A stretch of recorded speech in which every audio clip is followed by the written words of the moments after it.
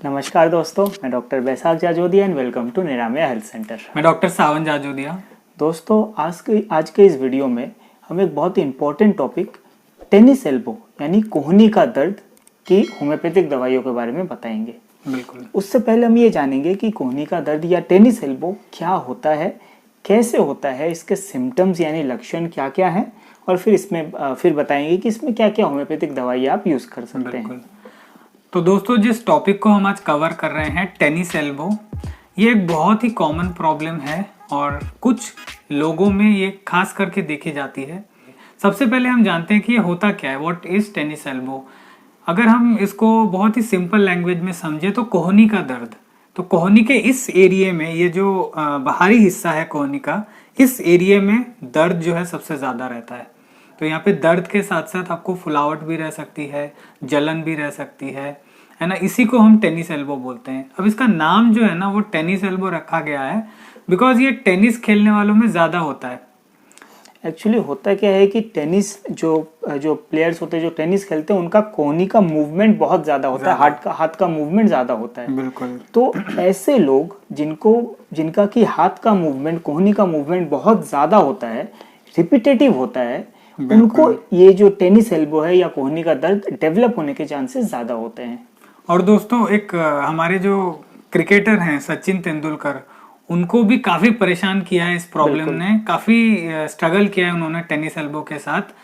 तो इसीलिए काफ़ी लोग टेनिस एल्बो के बारे में जानते भी हैं। बिल्कुल। तो पहले हम ये बताते हैं कि किन लोगों को ये कॉमनली देखा जाता है।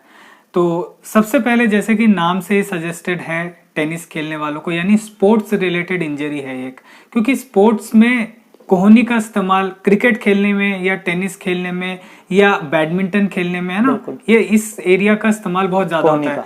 तो ये इन्फ्लामेशन आ जाता है। दूसरी बात है पेंटर्स में, जो लोग पेंटिंग करते हैं या जिनका वो टाइपराइटर वगैरह में काम रहता है, डेस्कटॉप पे माउस वगैरह पे क्लिक बहुत ज्यादा करते हैं।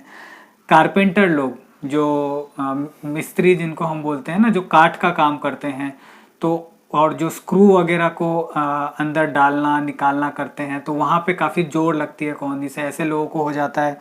ऑटो वर्कर्स को, जो लोग ऑटो चलाते हैं, तो ऑटो चलाने के टाइम दोनों हाथ ब्रेक पे रखा जाता है और ब्रेक को दबाने की वजह से, क्योंकि थोड़ा सा जोर लगाना पड़ता है, रिपीटेटिवली बार बार करना पड़ता है वो काम, इसीलिए उन लोगों को हो जाता है। अच्छा, कुक्स को होता है, जो लोग खाना बनाते हैं, क्योंकि खाना बनाने में ऐसा बहुत सारा एक्टिविटीज इन्वॉल्व है। आप कुछ खाना बना रहे हैं तो आप उसको चला रहे हैं या सब्जी वब्जी काट रहे हैं, तो कोहनी का जो मसल्स है वो बहुत ज़्यादा यूज होती है। तो चूंकि ये कुक्स को होता है तो हाउसवाइफ को भी होने का चांसेस रहता है। हाउसवाइफ से भी हम देखते हैं, क्योंकि ऐसी बहुत सारी एक्टिविटी रहती है ना घर में, तो उसमें हो जाता है।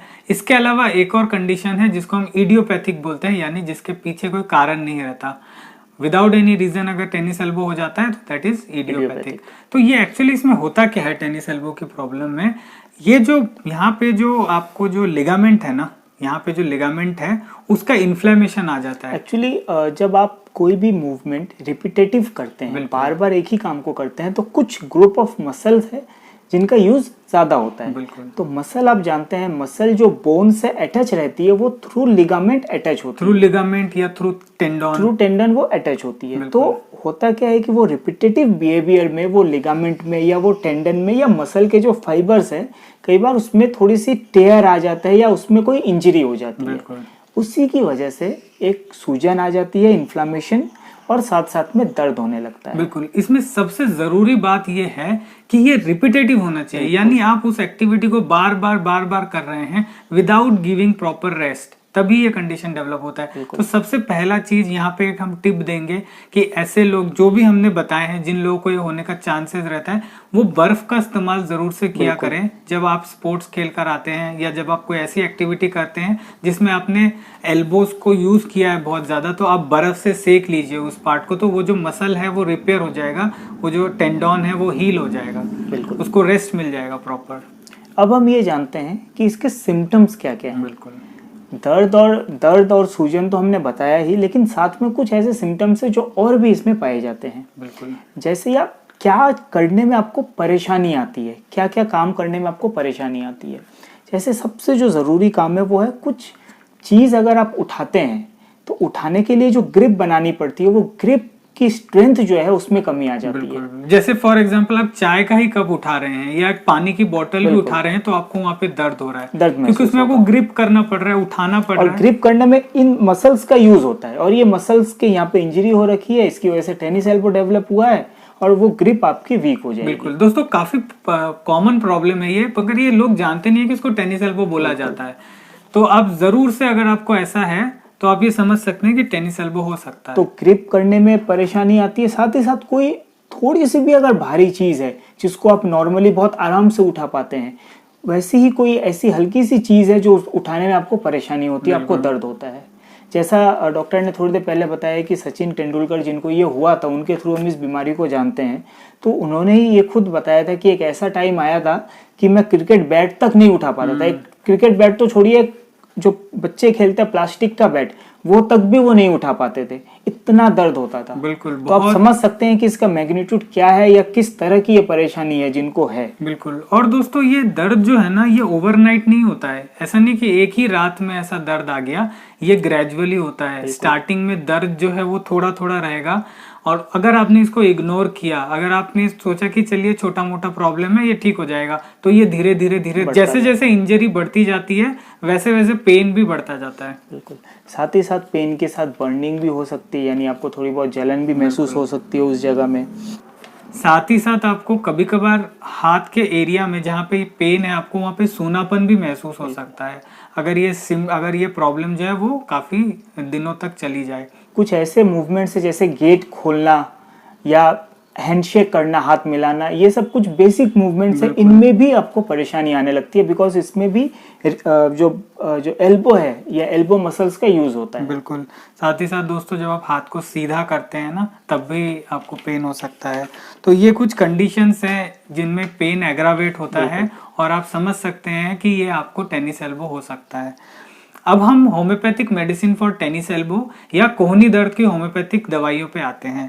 सबसे पहली जो हमारी मेडिसिन है और one of the best medicine है वो है रूटा ग्रेवियोलेंसिस। रूटा जो है दोस्तों one of the best medicine for repetitive strain injury है। तो जो हमने कंडीशन बताई है टेनिस एल्बो, ये रिपीटेटिव स्ट्रेन इंजरी में ही आती है, यानी आप बार बार एक ही काम को कर रहे हैं जिसकी वजह से आपका जो मसल या लिगामेंट है वो स्ट्रेन हो गया है। तो ऐसे इस चीज के लिए रूटा बेस्ट मेडिसिन है। बिल्कुल। तो रूटा में जो हमारा मेन सिम्टम है, मेन लक्षण यही है कि बार बार एक ही काम करने की वजह से जो तकलीफ आती है उसमें रूटा दी जाती है। तो इसमें क्या रहेगा, आपको स्टिफनेस हो सकता है, यानी अकड़न के साथ साथ आपको सोरनेस यानी एक दर्द सा महसूस हो सकता है इस एरिया में। तो ऐसे कंडीशन में रूटा दी जाती है।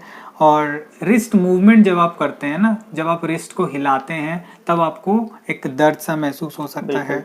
दोस्तों, रूटा के जो पेशेंट्स होते हैं ना, इनमें बहुत ज़्यादा रेस्टलेसनेस देखी जाती है, जिसको जनरली हम बेचैनी बोलते हैं। तो ये भी एक सिम्टम रहता है रूटा का। तो अगर ऐसा प्रॉब्लम आपको है तो आपको रूटा लेनी है 30 पावर में, सुबह शाम 2 बूंद करके खाने के आधा घंटा पहले। दोस्तों, हमारी नेक्स्ट मेडिसिन है रस्टक्स। रस्टक्स हम अपने वीडियोस में बताते आए हैं कि कोई भी मस्कुलर इंजरी या मसल रिलेटेड जहाँ पे प्रॉब्लम है वहाँ पे रस्टक्स बेस्ट काम करती है। तो ये जो टेनिस एल्बो है ये एक मसल की इंजरी है, जो टेंडन्स लिगामेंट है ये मसल का हिस्सा है। तो इसमें जब इंजरी आती है, साथ ही साथ पेन जो होता है बहुत ज़्यादा सीवियर पेन होता है।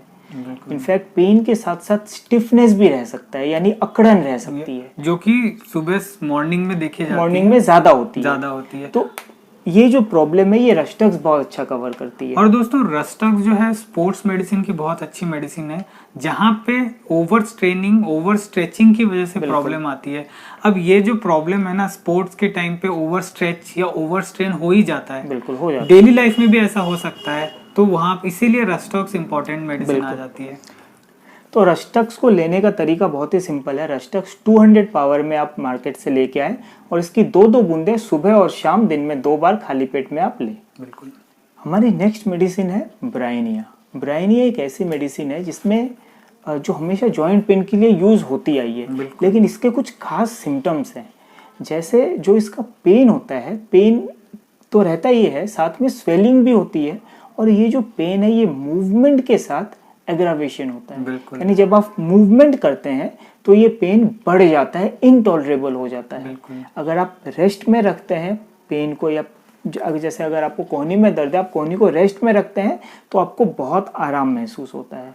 अगर इस तरह का दर्द है आपको तो आप ब्राइनिया लें। बिल्कुल दोस्तों, ब्राइनिया में दर्द के साथ साथ स्वेलिंग भी रहती है, फुलावट, सूजन और काफी रेडनेस भी दिखता है, क्योंकि इन्फ्लामेशन है तो सूजन प्लस पेन, और जैसे डॉक्टर ने बताया मूवमेंट, थोड़ा सा भी आप मूव करते हैं तो बहुत ज्यादा पेन होता है। ये जो टेनिस एल्बो है इसका एक और नाम है लैटरल एपिकोंडाइलाइटिस। बिल्कुल। ये जो हिस्सा जो ये हमारा जो एल्बो है, इसमें आप अगर फील करेंगे तो आपको दो हड्डी के प्रोमिनेंसेस दिखेंगे। एक होता है बॉडी के लेफ्ट लेटरल साइड में, एक होता है मीडियल यानी अंदर के साइड में।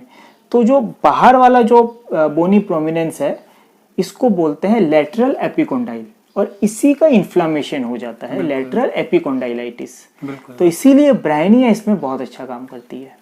दोस्तों नेक्स्ट मेडिसिन जो है वो है आर्निका। आर्निका देखिए, कभी कभार ये प्रॉब्लम जो है ना, ज्यादातर केस में ये प्रॉब्लम रिपीटेटिव स्ट्रेन इंजरी के कारण ही होती है, बार बार यूज करने के कारण। मगर कभी कभार ये जो टेंडन है ये चोट की वजह से भी इन्फ्लेम हो सकता है। सडनली अगर कोई चोट लग जाए, कोई ठोकर लग जाए, कोई एक्सीडेंट हो जाए, तो ऐसे केसेस में आर्निका बहुत उपयोगी हो जाती है। तो आर्निका में क्या रहता है ना, एक बहुत ही सोरनेस रहता है, सोरनेस वाला पेन, जिसको हम चोट के बाद जिस तरह का दर्द रहता है ना, उस तरह का दर्द वहां पे देखा जाएगा। हो सकता है वहां पे कोई नीली सूजन भी हो। तो ऐसे केस में आर्निका 200 की पावर में 2 बूंदे सुबह शाम लेनी है। और ये जो कोहनी एक ऐसा एरिया है जहाँ पे चोट लगना आम बात है। चलते फिरते कहीं ठोकर लग गई, कहीं चोट लग गया, तो इसलिए आर्निका भी इसमें बहुत ज्यादा यूज होती है टेनिस एल्बो में। बिल्कुल। और दोस्तों साथ ही साथ एक कॉम्बिनेशन मेडिसिन है जो बहुत ही इफेक्टिव है। इसमें कई सारी दवाइयों को मिलाया गया है साथ में। तो पहले जो हमने दवा बताई है, आप अपने सिम्टम्स के हिसाब से उसमें से एक मेडिसिन सेलेक्ट करिए, और साथ में ये कॉम्बिनेशन तो सबको ही लेनी है। ये कॉम्बिनेशन है एडेल 27, यानी एडेल कंपनी की 27 नंबर की मेडिसिन है ये, जिसका नाम है इन्फ्लेमेयर, INFLAMYER नाम दिया गया है। अब इसका जो कंपोजिशन है वो आप थोड़ा सा सुन लीजिए, बहुत ही संक्षिप्त में। इसमें जो मेडिसिन दी गई है वो है आर्निका, बेलिस्पर, ब्राइनिया, ग्वाइयाकम, लीडमपाल, रस्टक्स, रूटा और विस्कम एल्बम। इसमें सारी मेडिसिन हमने ऑलरेडी कुछ मेडिसिन हमने बताई है, प्लस कुछ मेडिसिन और इंक्लूड की गई है जो कि इस तरह की जो प्रॉब्लम है उसके लिए बहुत अच्छी मानी जाती है। तो दोस्तों जो मेडिसिन इसमें एक्स्ट्रा है ना, उसमें ग्वाइकम बहुत ही अच्छी मेडिसिन है, बेलिस जो है वो डीप इंजरीज के लिए बहुत अच्छी मेडिसिन है, विस्कम एल्बम है, इसमें लीडम है। तो ये one of the best combination हम बोलेंगे, आप इस प्रॉब्लम के लिए यूज कर सकते हैं। साथ ही साथ दोस्तों इसके और भी बहुत सारे मेडिसिन आते हैं इसमें। अगर आपको रिलीफ नहीं मिलता है, आप हमसे पर्सनल कंसल्टेशन भी ले सकते हैं, छोटी सी फीस देकर। नंबर्स हमने दे रखे हैं। अच्छा, कुछ बातों का इसमें और भी जैसे कुछ उससे पहले मैं एक बहुत छोटी सी बात बता देता हूँ कि ये जो मेडिसिन है REPL 27, इसको लेने का तरीका बहुत ही सिंपल है। इसकी 20 बूंदे आपको दिन में 3 बार आधे कप पानी में मिला के लेनी है। बिल्कुल। तो जो हमने पहले मेडिसिन बताए उसमें से सिम्टोमेटिकली जो आपको अपने सिम्टम के अकॉर्डिंग लगे वो मेडिसिन लेनी है, और साथ साथ में ये दवाई आपको लेनी है। प्लस एक बोनस दवाई हम आपको बताएंगे। ये एक्चुअली दवाई नहीं है, ये एक मलहम है, ये लगाने के लिए है। जैसे अगर आपको कोहनी में दर्द है तो इस मलहम को आपको लगाना है। इसका नाम है एडेल 75। इसमें सेम कॉम्बिनेशन है जो कि एडेल 27 में है, बस ये मलहम फॉर्म में है। यानी आपको लोकल एप्लीकेशन के लिए इसको लगाना है। तो दिन में 2 से 3 बार आप इसको लगा के थोड़ा सा मसाज कर ले, आपको पेन में बहुत रिलीफ मिलेगा। बिल्कुल।